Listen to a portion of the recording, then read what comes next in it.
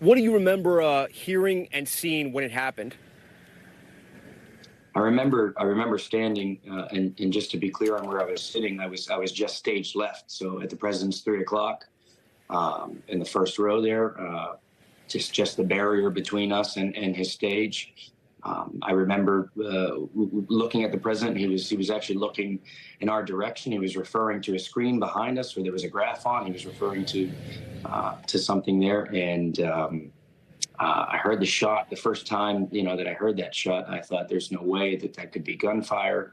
It just sounded too quiet to have been gunfire. I thought surely it could have been a firecracker, and certainly because we were in the middle of Butler County, which is deep Trump territory. I just couldn't have imagined that was the case. Of course, I heard a second, a third, and a fourth shot ring out quickly thereafter. So I confirmed what I didn't want to believe, and that was what I thought at the time was a small caliber gunfire.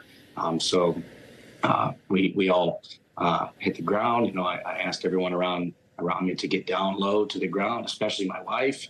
I started to scan the area around me, not knowing exactly where the fire was coming from, but I knew for sure that it was coming from behind us because you could quite literally hear the rounds.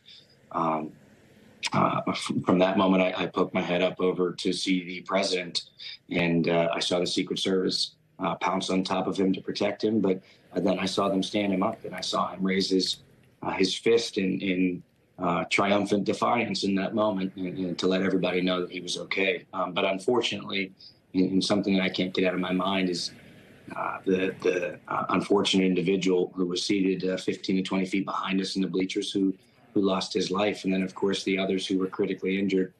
It's sad to think that they came to that rally looking for a message of hope. And instead, they were met with violence. And for one individual, that man would not be allowed to go home to his loved ones because he was going to enjoy what he thought was going to be a message of hope for the day. Thanks for watching. Stay updated about breaking news and top stories on the NBC News app or follow us on social media.